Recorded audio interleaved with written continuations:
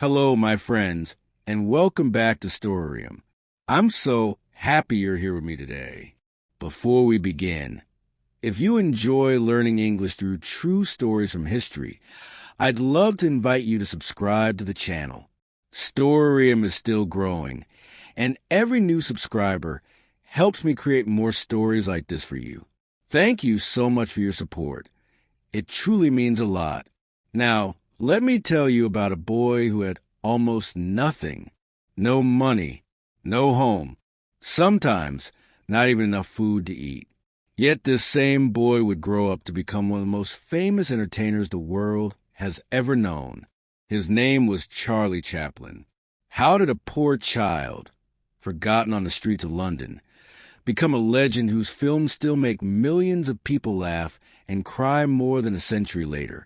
Let's travel back in time and discover his extraordinary journey together. It was a cold evening in London in 1895. A small boy sat alone on a street corner. His name was Charlie Chaplin.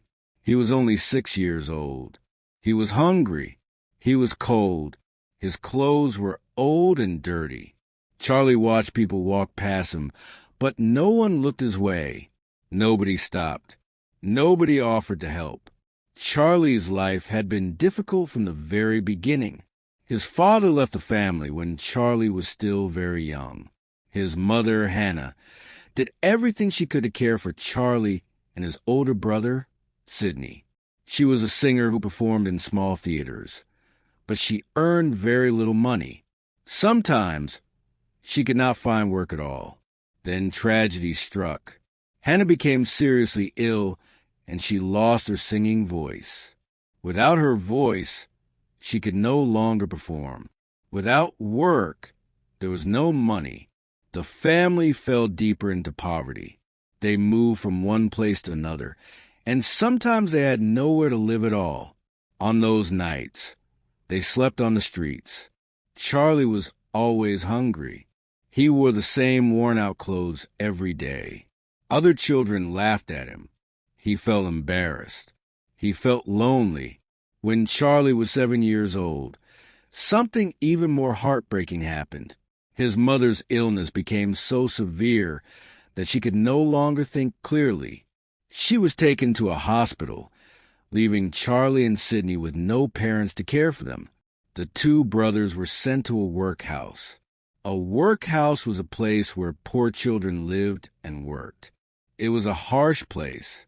The children cleaned floors, washed clothes, and worked long hours for very little food. The rooms were cold, and the beds were hard. Charlie hated every moment of it. But even in one of the darkest chapters of his life, something remarkable began to grow inside him.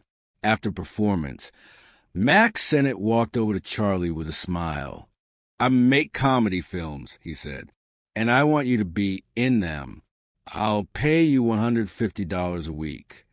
Charlie could hardly believe what he had just heard. $150 every week. To him, it felt like a fortune. It was more money than he had ever imagined earning. But there was one problem. Charlie had never acted in a movie before. He knew nothing about cameras, film sets, or filmmaking. What if he failed? What if he wasn't good enough? He stood there quietly for a moment. Then he took a deep breath and said yes.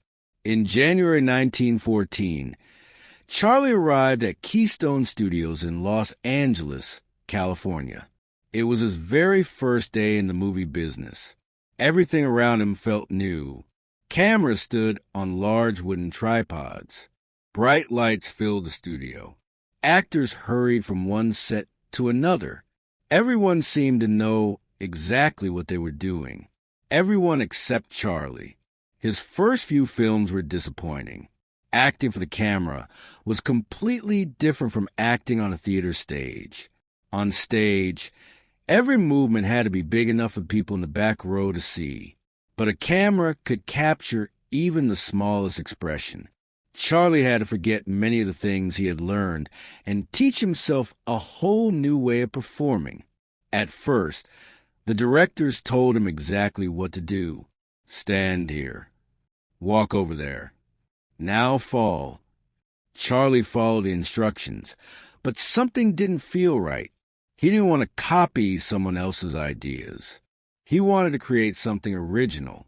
He wanted audiences to remember him. Then one day, everything changed. A director rushed over and said, "We're filming in 30 minutes. Go find a costume, something funny." Charlie hurried into the dressing room. He looked through racks of clothes, searching for inspiration. He chose a jacket that was too small. Then he picked a pair of oversized trousers. He slipped on enormous shoes, found a tiny bowler hat, grabbed a cane, and finally added a small toothbrush mustache. When he looked into the mirror, he froze. It was as if someone else was staring back at him. A man who was poor, yet proud, clumsy yet graceful, lonely yet full of hope, a dreamer with a kind heart who never stopped believing that tomorrow could be better. Charlie smiled. He had found his character. When he walked onto the film set, everyone turned to look at him.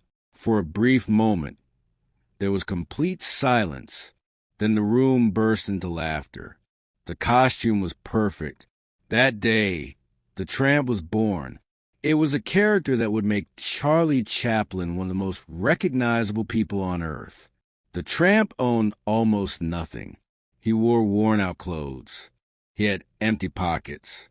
Life knocked him down again and again, yet he never lost his kindness.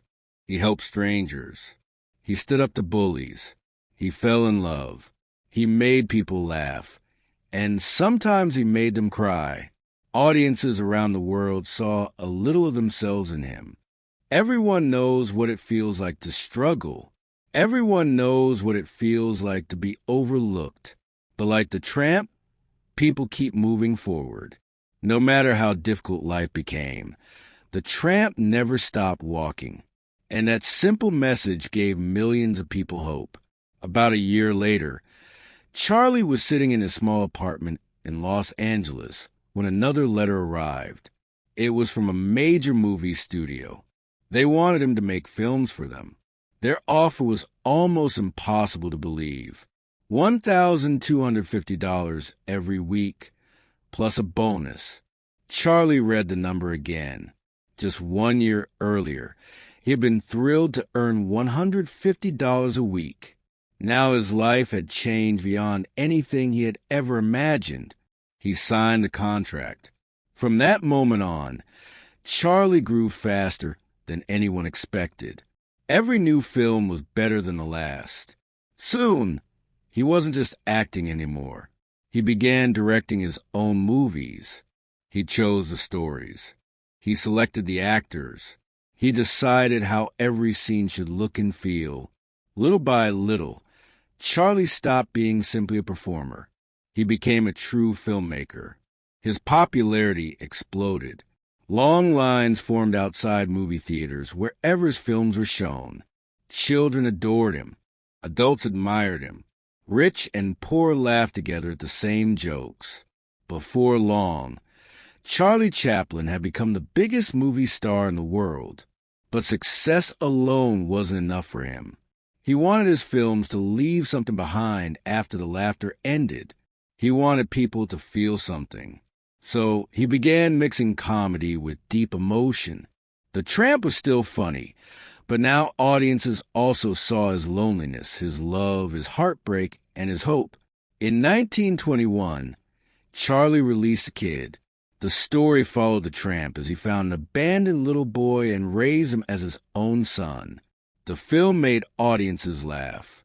Then, just moments later, it made them cry.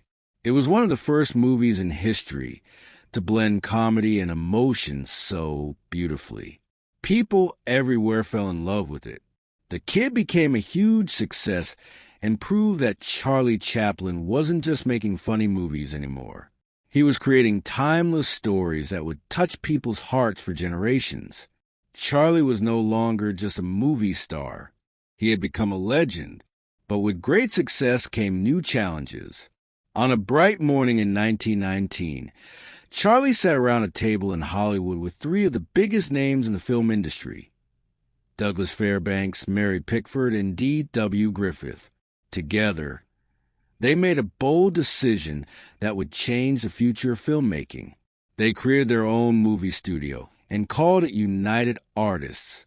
At the time, this was a revolutionary idea. Back then, the major studios controlled almost everything.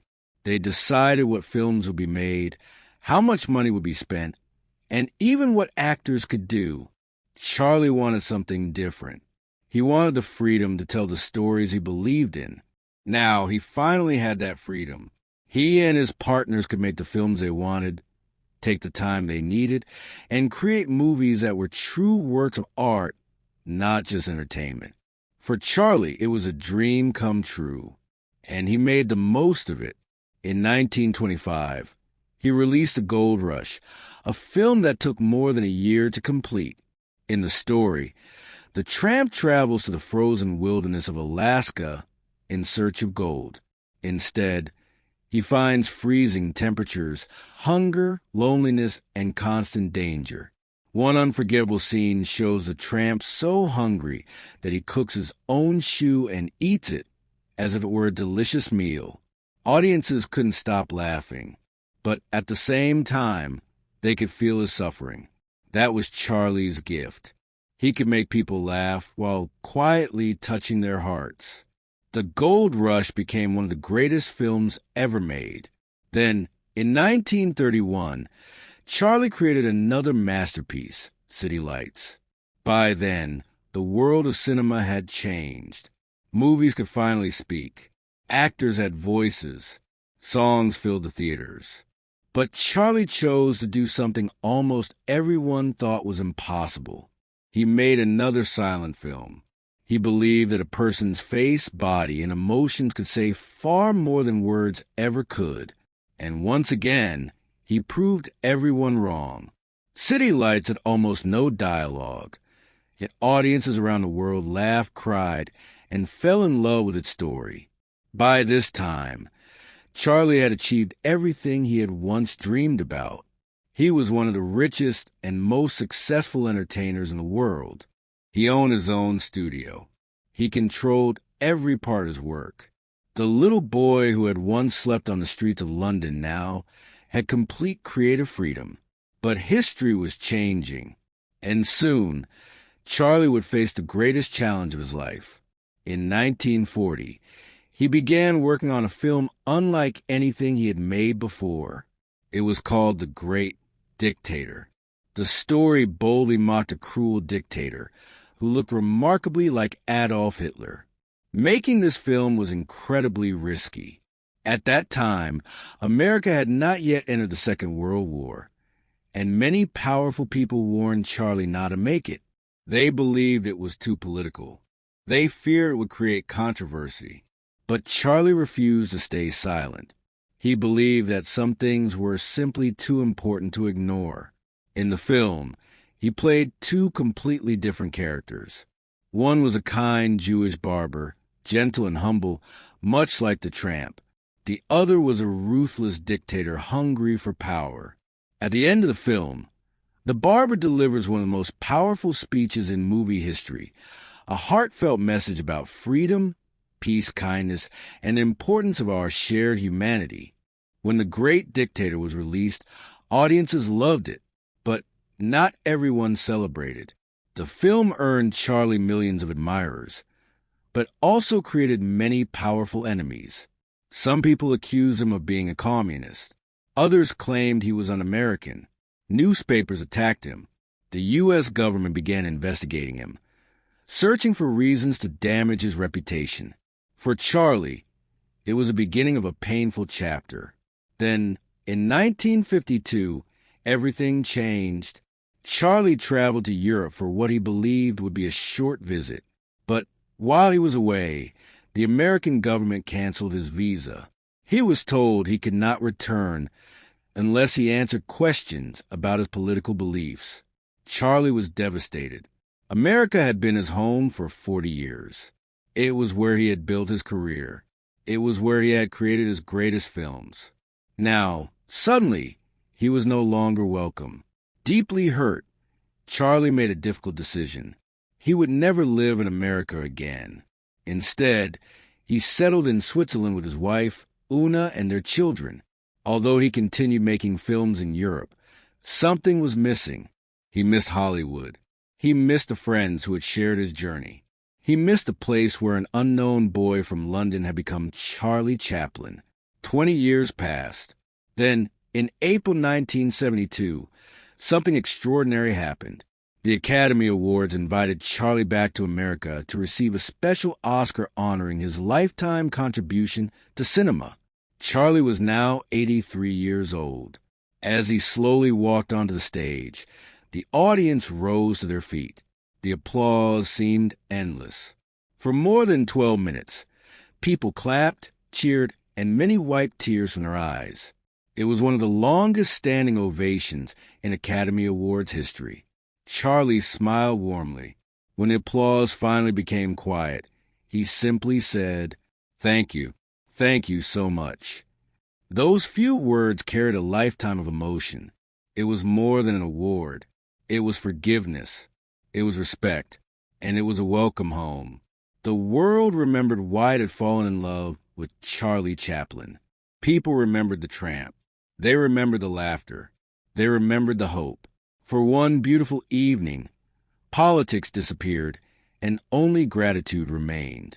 Charlie returned to Switzerland, where he spent the rest of his life surrounded by his family.